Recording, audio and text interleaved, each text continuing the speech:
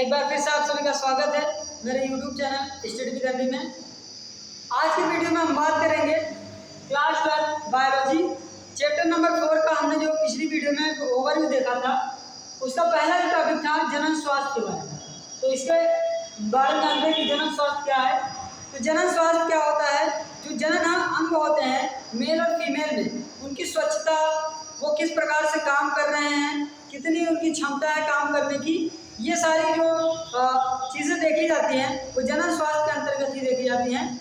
अगर कोई suppose that कि कोई मेल है, अगर उसमें स्पर्म काउंट कम है, उसका जो है जनन अंग सही से काम नहीं कर रहा है, तो उसको हम कह सकते हैं जनन स्वास्थ्य इसका सही नहीं है। अगर ऐसे फीमेल है कोई, तो फीमेल में अगर क्या है, कोई महिला गर्भधारण नहीं कर पा रही है, तो उसके अंदर क्या हो सकता है कि हो सकता है उसका गर्भाशय ठीक प्रकार से काम ना कर रहा हो, ओवरी भी काम नहीं कर रहा हो, ओव्यूलेशन ना हो रहा हो अच्छे से, या फिर हो सकता है कि उसमें जो है जो ओविडक्ट है यानी फैलोपियन ट्यूब जो है वो सही से काम नहीं कर रही हो। तो ये सारी दिक्कतें हो सकती हैं। तो इसको हम किसमें पढ़ते हैं, जनन स्वास्थ्य के अंतर्गत। ओके, तो जनन स्वास्थ्य का मतलब क्या होता है कि इसकी परिभाषा का हम डेफिनेशन देखना चाहें तो क्या होता है जनन स्वास्थ्य। इसमें क्या होता है, जनन स्वास्थ्य में जनन अंगों की स्वच्छता व उनकी सही प्रकार से कार्य करने की जो क्षमता होती है उनको देखा जाता है।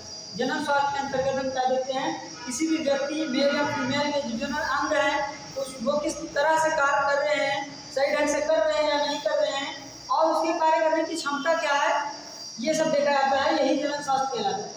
अब अगर हम WHO के अकॉर्डिंग देखें, WHO मान लिया गया कि हाँ जनन अंग स्वस्थ सही तरीके से कर रहे हैं या नहीं कर रहे हैं, तो उसको जनन स्वास्थ्य कह देंगे।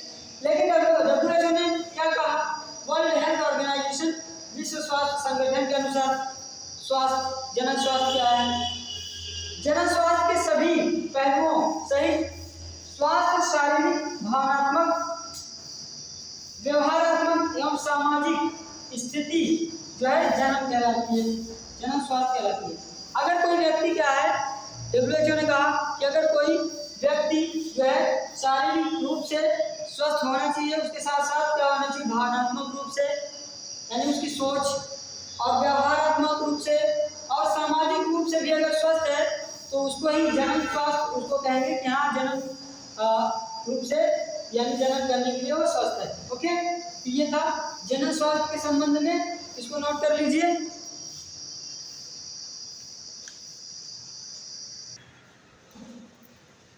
चलिए अब हम देखते हैं जनन स्वास्थ्य के जो समस्याएं हैं एवं कार्यनीतियां।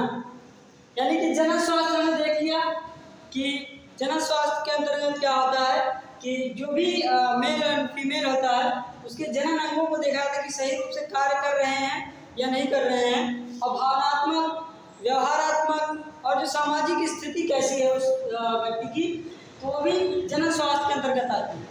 तो जनन स्वास्थ्य जो समस्याएं हैं, कार्यनीतियाँ, इसमें क्या होता है कि पहले के लोग क्या होते थे, बहुत सारे बच्चे पैदा करते थे। जैसे एक व्यक्ति के 10-10, 12-12 और भी ज़्यादा होते थे, 15-15 बच्चे। तो उससे क्या होता था, समस्याएं उत्पन्न होती थी, यानी जनन स्वास्थ्य से संबंधित। मतलब कि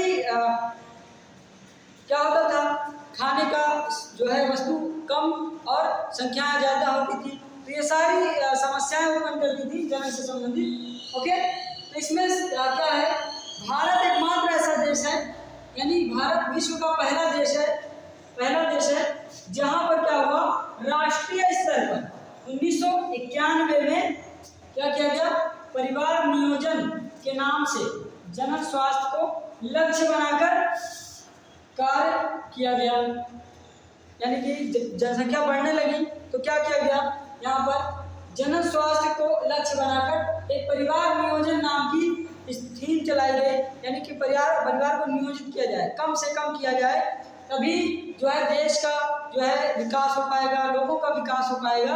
अन्यथा जो है देश में लोग क्या, जब जनसंख्या ज़्यादा होगी, वस्तुएं कम होंगी, तो क्या होगा, लोग जो है उपभोक्ता ज़्यादा हो जाएंगे, तो उन वस्तुओं को उपभोग में क्या करेंगे, कम कम आएंगी।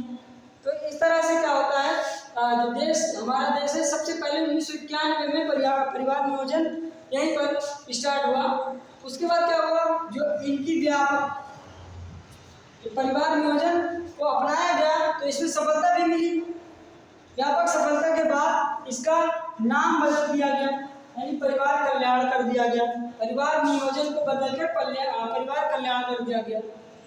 ओके, किंतु वर्तमान में इसे जनन एवं बाल स्वास्थ्य कार्यक्रम, जनन एवं बाल स्वास्थ्य कार्यक्रम RCH, reproductive and child health के नाम से जाना जाता है।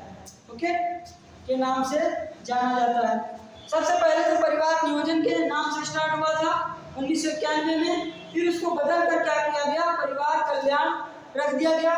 लेकिन वर्तमान में इसको किस नाम से जानते हैं, जनन एवं बाल स्वास्थ्य कार्यक्रम RCH, reproductive and child health के नाम से जानते हैं। इस चैप्टर से जो है फुल फॉर्म ज़्यादा आती है, तो ये सब जो है फुल फॉर्म, RCH का फुल फॉर्म क्या होता है, ये सब याद रखना। फुल फॉर्म इस चैप्टर से जरूर पूछी जाती है एक न एक। ओके, इस कार्यक्रम में की जो व्यापकता को बढ़ाने के लिए सरकार ने क्या किए हैं, सरकार द्वारा अनेक प्रयास किए गए हैं। जैसे कि हमारे दो ओके, ये जैसे कि क्या होता है, छोटा परिवार होगा तो क्या होगा, उसको अच्छे से पढ़ा पाओगे, उसको अच्छे सुविधाएं दे पाओगे। तो ये सारे इसी के अंदर बताए जाते हैं। ये सारी बातें जनन स्वास्थ्य समस्याएं कार्यनीति के उद्देश्य, यानी कि कार्यनीतियाँ इसकी क्या है, परिवार नियोजन संबंधित जो भी चीज़ें हैं उसको बताई जाती हैं कि किस तरह से हम अपने परिवार को संयोजित कर सकते हैं, नियोजित कर सकते हैं। तो ये था आज का वीडियो। आई होप कि ये आप लोग को समझ में आया होगा। थ्योरी के साथ हम बता रहे हैं इसमें, क्योंकि ये थियोरेटिकल ही है, तो इस थ्योरी को भी नोट करते जाइएगा। आई होप कि ये वीडियो आप लोग को समझ में आई है, और वीडियो को लास्ट तक देखने के लिए आप लोग का बहुत बहुत धन्यवाद। मिलते हैं नेक्स्ट वीडियो में, तब तक के लिए जय हिंद, जय भारत।